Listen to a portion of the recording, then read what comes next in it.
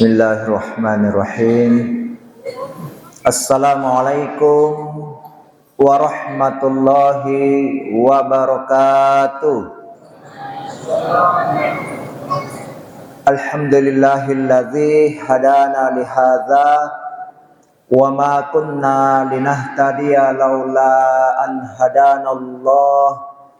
Laqad ja'at rusulu rabbina bil haqq wa nudu antilkumu jannatu uristumuha bima kuntum ta'malun.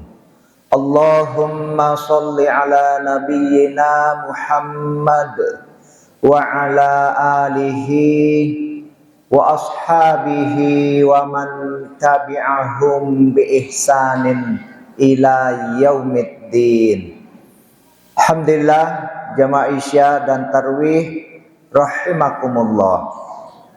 Pada kesempatan ini saya ingin menyampaikan bagaimana kita menjadi pemenang sejati dari Ramadan dengan istiqomah mempertahankan hakikat takwa. Nah, kita tahu inti dari Ramadan itu pada akhirnya. Kalau Ramadan dibagi 3, maka yang sangat menentukan adalah keberhasilan kita di 10 akhir Ramadan. Ibarat itu adalah finalnya. Kita sekarang di pertengahan Ramadan, semifinal. Kita tidak lama lagi mudah-mudahan bisa masuk ke final.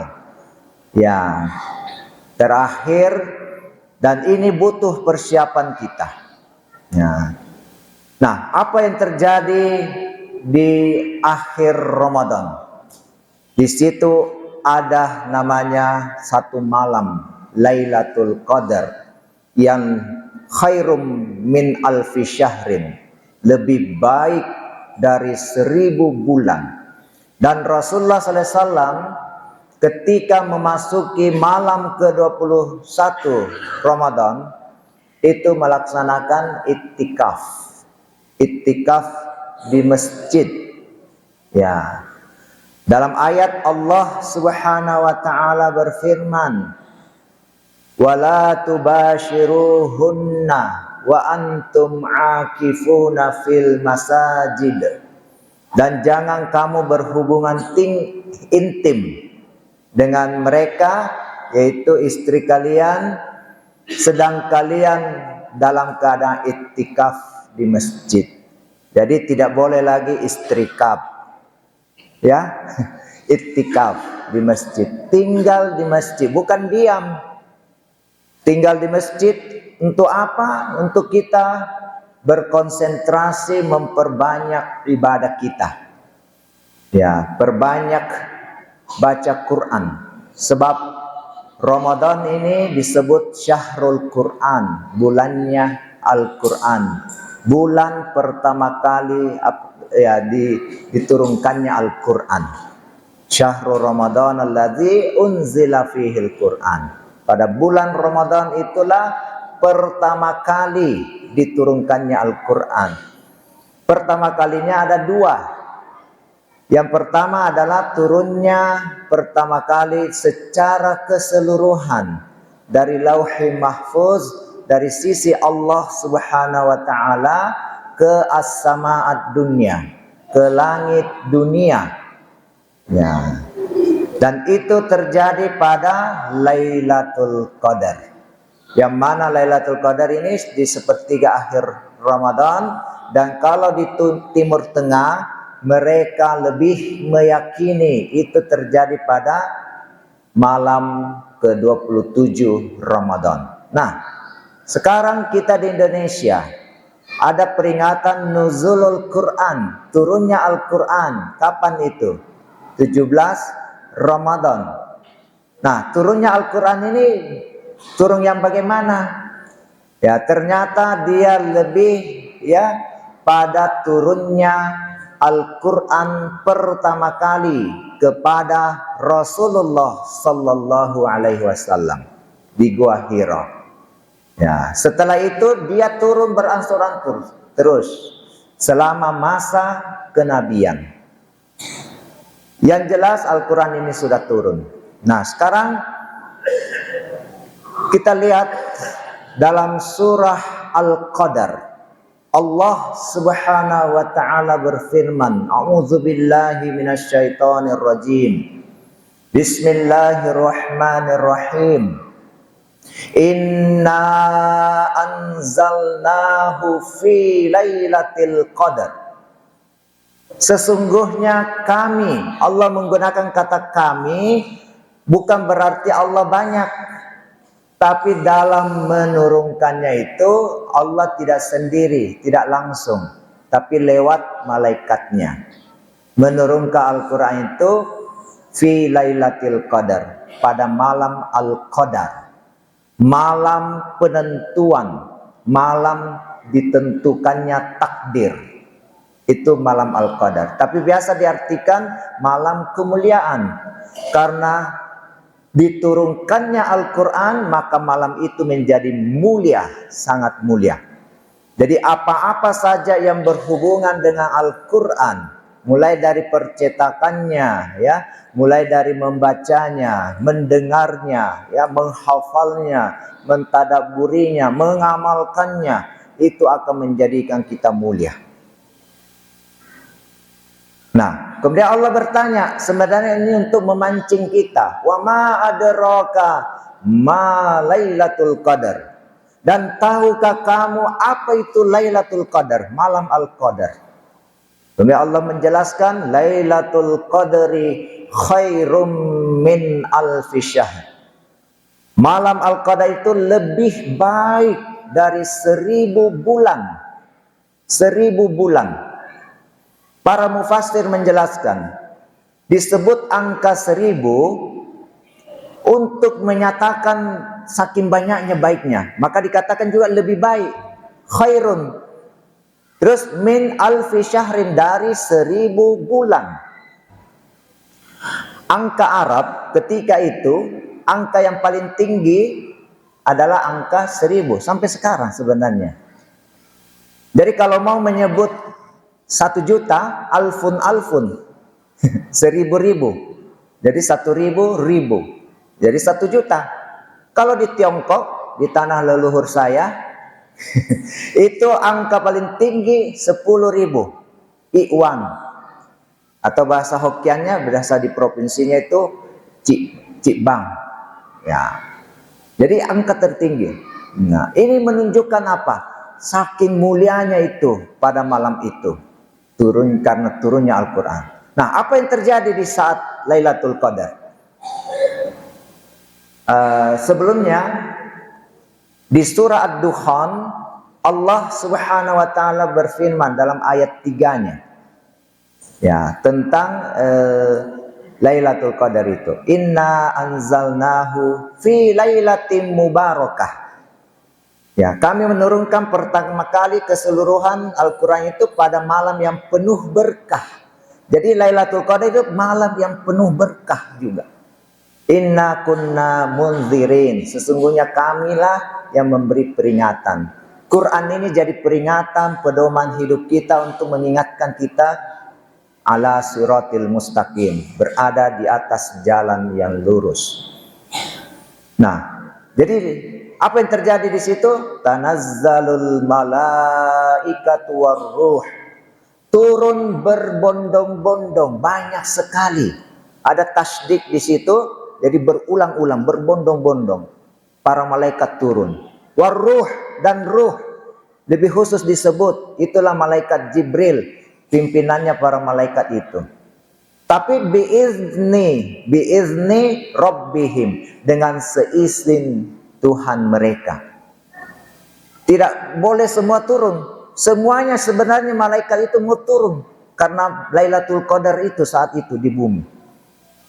Tapi tidak boleh kosong juga di langit. Ya, maka seizin Allah. Nah, biizni rabbihim. Apa yang dilakukan? Min kulli amr. dari semua urusan, mengatur semua urusan, menakdirkan semua urusan. Kita tahu manusia ketika dalam janin, dalam rahim ibu, janin itu sudah ditentukan rezekinya, jodohnya, dan ajalnya. Sudah ditentukan. Tapi ini bisa berubah setiap tahun, tergantung doa kita. Nah, dan itu perubahannya pada malam Al-Qadar itulah, malam penentuan. Di surah Ad-Dukhan sendiri Allah melanjutkan dalam ayat 4, fiha, pada malam itu yufraqu kullu amrin hakim. Dipisahkan, ditetapkan setiap urusan hakim dengan bijaksana. Maka mari kita berdoa di situ, hidupkan malam itu. Ada disunnahkan Nabi SAW untuk, dan ini disampaikan kepada istri beliau Aisyah radhiyallahu anha, untuk memperbanyak doa. Ya, terutama termasuk Allahumma innaka afuwun. Ya Allah, sesungguhnya Engkau adalah Maha Pemaaf. Tuhibbul afwa, Engkau mencintai orang yang pemaaf. Maka mari kita jadi orang yang pemaaf juga. Ya.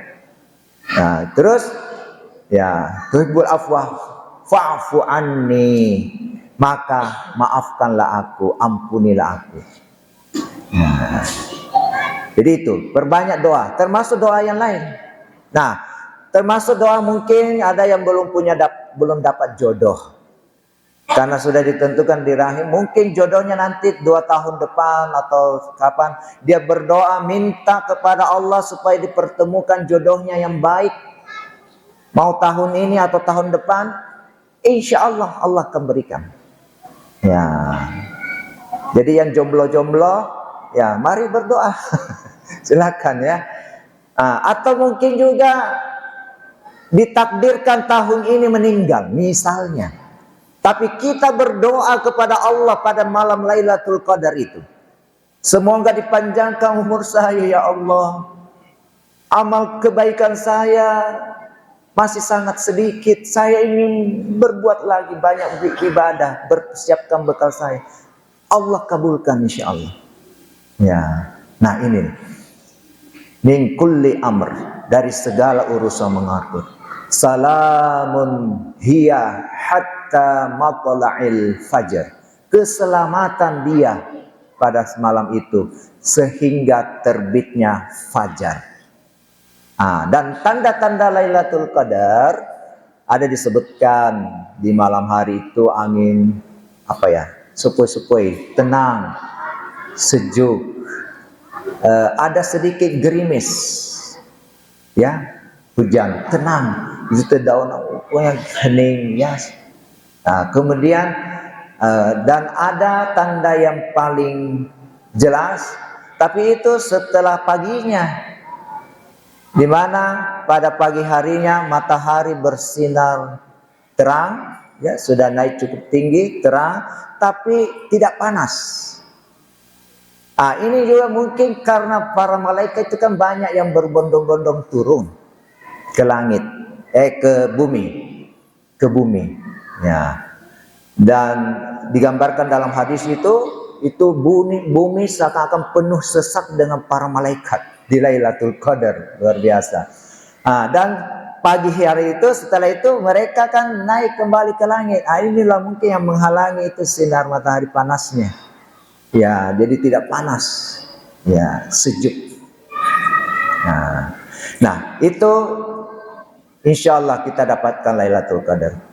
Ya, Rasulullah SAW menyuruh atau bahkan memerintahkan keluarganya untuk menghidupkan malam 10 akhir Ramadan itu supaya dapatkan Lailatul Qadar. Nah, bagi kita yang ibu-ibu, boleh iktikaf juga, silakan, tapi harus seizin suaminya. Kalau yang anak gadis harus seizin orang tuanya. Ya, dan saya yakin kalau orang tuanya beriman, suaminya beriman, justru diajak itu untuk iktikaf juga di masjid kalau memungkinkan. Yang penting ada hijabnya, ya, terjaga, terpisah. Nah, kalau kami di Masjid Cengho ada untuk lantai 2-nya itu ada untuk akhwatnya, untuk di lantai 1 ikhwannya. Nah, kalau tidak memungkinkan di masjid, ya boleh di musola, di rumahnya, di situ iktikaf, ya situ ya berdoa, baca Quran terus, ya zikir, ya semua, ya. Jadi kurangi tidur, ya, untuk menghidupkan malam-malam itu. Nah, inilah yang kita harapkan bisa dapatkan Lailatul Qadar, ya, Lailatul Qadar, keberkahannya. Nah, kemudian tanda-tanda sebenarnya keberhasilan mendapatkan Lailatul Qadar ini bukan di Ramadan itu, tapi lebih setelah itu, ya. Dan setelah Ramadan, berhasil nggak kita dapatkan Lailatul Qadar itu, keberkahannya mendapatkan ketakwaan di dalamnya, ya. Karena tujuan utama Ramadan itu la'allakum tattaqun, agar kalian bertakwa. Nah, kita lihat keberhasilannya itu, yang pertama bisa kita lihat ciri-cirinya, selalu mentadabburi Al-Quran atau menghayati dan mengamalkannya. Dalam hadis Rasulullah SAW bersabda, khairukum man ta'allamal Qur'an wa 'allamahu. Sebaik-baik kalian adalah orang yang belajar Al-Qur'an dan mengajarkannya. Ya, sebaik-baik kita. Kemudian di hadis yang lain hampir semakna itu, khairukum man ta'allamal Qur'an wa 'amilahu. Kalau tadi wa 'allamahu, dan mengajarkannya. Sekarang di hadis yang satu lagi wa 'amilahu, dan mengamalkannya. Jadi Al-Quran itu harus sampai diamalkan. Rasulullah SAW disebut sebagai Quranun yamshi, Quran yang berjalan, Quran yang hidup. Karena khuluquhul Quran, adalah akhlak Rasulullah SAW itu Al-Quran. Jadi apa-apa yang ada dalam Al-Quran terwujud pada diri Rasulullah, sehingga seakan-akan Quran yang berjalan. Ya, perilakunya sesuai Al-Quran, akhlaknya apa semua. Itulah namanya menghayati. Dari kata hayat itu artinya hidup. Ya, menghayati, dihidupkan dari dalam diri kita. Terus kata tadabbur sendiri itu dari kata dabbara, yatadabbaru dubburan. Kita tahu dalam sistem pencernaan kita ada yang namanya dubur, ya. Dubur itu akhir pencernaan. Artinya Al-Quran itu kalau kita tadabbur harus dicerna sampai akhir, sampai tuntas. Jangan setengah-setengah. Ada orang dia makan, masuk di lambung, tapi ada gejolak apa, ada penolakan, dia muntah kembali kan? Tidak tercerna di usus sampai jadi, ya terbuang, ya sisanya. Dan kalau tercerna dengan baik, insya Allah itu akan memberikan kekuatan, energi dalam beraktivitas kita. Sama dengan Al-Quran ini, dia akan menjadi penuntun kita dalam seluruh aktivitas kita. Ya. Kemudian kedua, akan semakin nikmat dalam beribadah, halawatul iman, ya, dan menjadikan kebutuhan. Jadi ibadah itu jadi kebutuhan, ya. Serta merasa rugi jika ada ibadah sunnat yang tidak dilaksanakan atau yang ditinggalkan. Jadi sudah tahap itu, ya. Kemudian yang ketiga, selalu berusaha untuk menjadi yang terbaik sesuai tuntunan Allah Subhanahu wa taala dan sunnah Nabi Muhammad sallallahu alaihi wasallam. Yang terbaik ihsan. Ya, apa makna ihsan? An ta'budallaha ka'annaka tarahu. Bahwa kamu beribadah, menyembah Allah seakan-akan engkau melihat Dia. Fa illam takun tarahu fa innahu yaraka. Maka jika kamu tidak bisa melihat Allah, maka sesungguhnya Dia, Allah, Maha melihat kepadamu. Jadi dalam setiap aktivitas, bukan hanya waktu sholat, yang namanya ibadah ini kan semua aktivitas kita. Wa ma khalaqtul jinna wal insa illa liya'budun. Tidaklah kuciptakan jin dan manusia kecuali untuk beribadah. Jadi dalam kita bekerja, kita cari nafkah, kita belajar, ya, kita bangun apa saja, sekolah, jembatan, jangan korupsi di situ. Ya, ada Allah yang melihat kita minimal, atau kalau bisa kita sampai seakan-akan melihat Allah.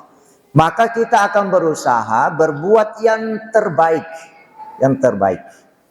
Kemudian selalu istiqomah dan semakin meningkat ketakwaannya kepada Allah Subhanahu wa taala seiring berjalannya waktu, bukan justru makin kurang, ya hingga akhir hayatnya, dan hingga bertemu Ramadan berikutnya kita tingkatkan lagi ketakwaan kita. Nah, sekarang kita lihat apa kiat-kiat untuk kita bisa istiqomah.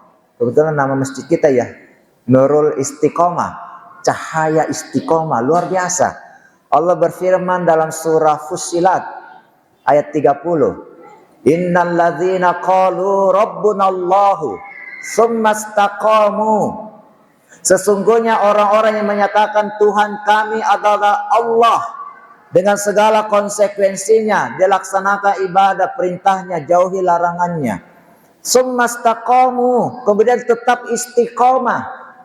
Apa kata Allah? Tatanazzalu alaihimul malaikah.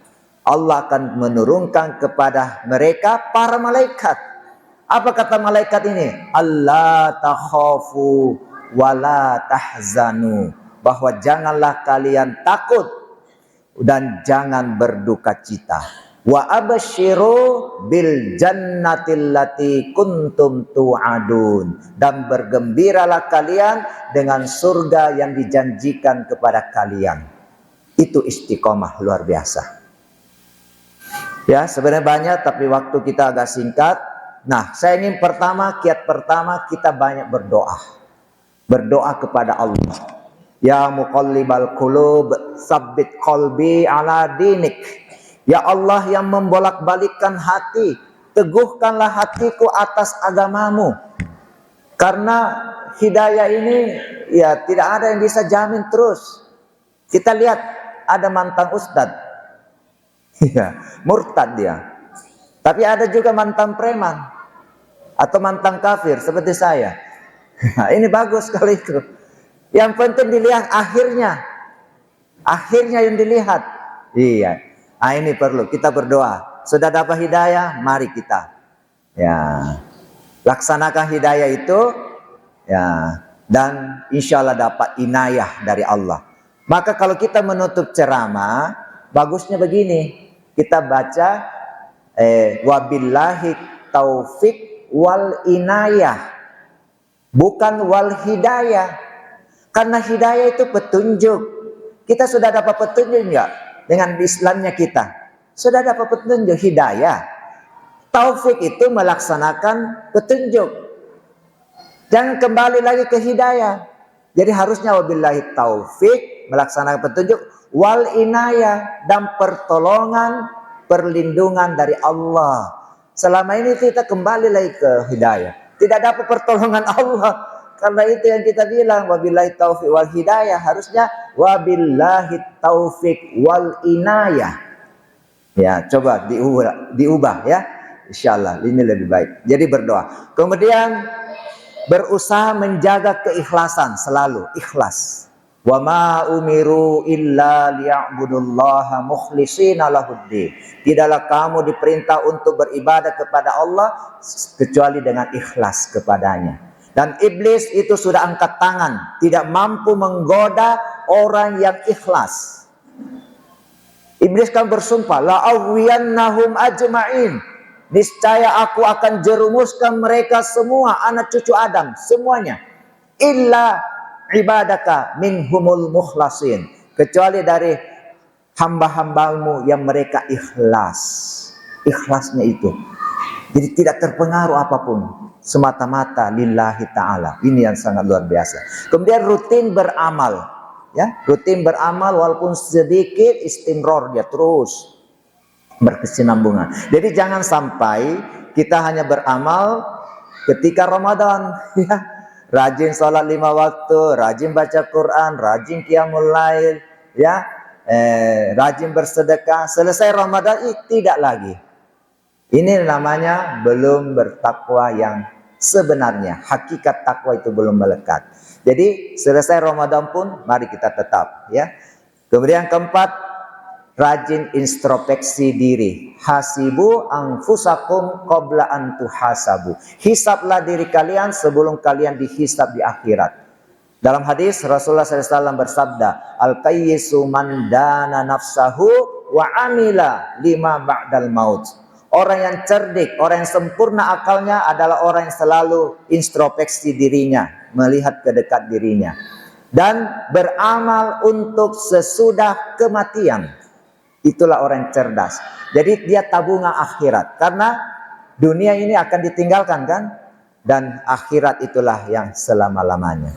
Nah, kemudian yang kelima, memilih lingkungan teman, ya, yang salih.